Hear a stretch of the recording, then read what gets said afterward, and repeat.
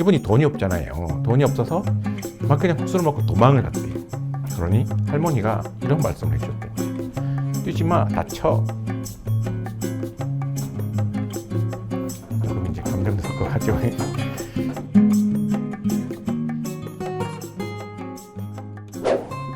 안녕하십니까? 센터비뇨기과 의원 원장 길명철입니다.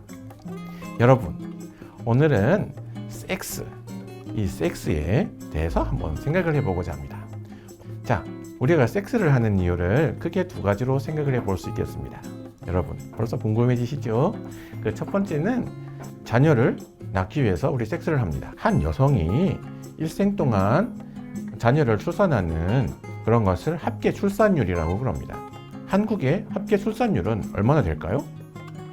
네, 여러분 잘 아시다시피 1이 되질 않습니다. 통계적으로 0.83 정도 된다고 합니다. 이것은 우리 옆에 있는 대만보다도 낮습니다. 대만은 합계 출산율이 0.87 정도 보고되고 있습니다. 그리고 우리 일본과의 축구에서는 반드시 이기게 되죠. 일본의 합계 출산율은 얼마나 되는지 아십니까? 일본이 초고령 사회로 진행한다라고 이야기를 하고 있지만 일본은 1이 넘어요.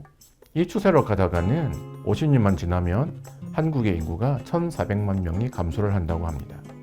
그러면 50년이 지나면 경기도 인구는 다 없어지는 거예요. 우리 이 아름다운 강산을 잘 지켜나가도록 하는 데는 우리가 많은 자녀들을 낳아서 사랑으로 잘 양육하는 것이 필요할 것이고요. 우리 사회도 어린아이들 또는 자라는 청소년들을 잘 보호해서 이 나라의 간성이 되도록 우리가 많은 격려와 지도 편달을 아끼지 않아야 될 것입니다. 그리고 두 번째로는 기쁨을 위해서 섹스를 합니다. 그렇죠, 여러분? 우리가 이렇게 기쁨이라고 표현을 하지만 기쁨에는 희락과 쾌락이 있을 수 있습니다. 희락은 사람들의 마음에 오래동안 감동을 남기고 그 일을 통하여서 즐거움이 마음속에 여운으로 오래 남는 것을 이야기를 합니다. 예를 들자면 이런 것이겠죠.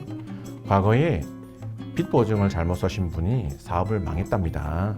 그래서 이분이 몇 날 며칠을 식사를 하지 못하시고 노숙 생활을 하셨대요. 근데 너무 배가 고파서 식당을 찾아가는 곳마다 너 다시 오지 마라 이런 식으로 매몰찬 그런 운전박대를 당하셨다죠. 지나가던 국수집을 발견을 했답니다. 그래서 이분이 국수집에 그냥 다짜고짜로 들어갔대요. 그래서 국수 한 그릇 주세요 하니까는 할머니가 국수를 주셨다죠. 이분이 국수를 허겁지겁 드시는 걸 보고 할머니가 또 한 그릇을 또 주셨답니다. 그래서 이분이 국수를 맛있게 먹었어요. 먹고 나서 이분이 돈이 없잖아요. 돈이 없어서 막 그냥 국수를 먹고 도망을 갔대요. 그러니 할머니가 이런 말씀을 해주셨답니다. 뛰지 마, 다쳐. 조금 이제 감정도 섞어가지고. 그런 이분이 도망을 가시다가 그 말을 듣고 그 자리에 주저앉으셨대요. 그래서 이분이 그 감격을 바탕으로 다른 나라에 가서 크게 사업을 해서 성공을 해서 이 할머니에게 찾아왔답니다. 여러분, 희락은 이런 것입니다. 그리고 쾌락은 본인의 감정, 본인의 즐거움만을 추구하는 것입니다. 대표적인 것으로 강간을 들 수 있겠죠. 상대방은 지금 섹스하고 싶지 않아요. 하지만 자신의 만족을 위해서 상대방을 그냥 강제적으로 섹스하는 걸 이야기를 하겠죠. 그리고 본인은 원치 않지만 상대방의 것을 강제적으로 내 것으로 만드는 행위들. 가져오는 본인은 즐겁겠지만은 그것을 빼앗기는 사람은 얼마나 마음이 슬프겠어요. 그래서 본인의 즐거움만을 추구하는 것이 쾌락이라고 본다면 여러분, 여기서 우리는 어떤 즐거움을 추구해야 될까요? 희락을 위해서 우리는 섹스를 하여야 되겠죠. 여러분, 오늘 여기서 우리가 간단히 섹스에 대한 한번 고찰을 해보도록 하였습니다.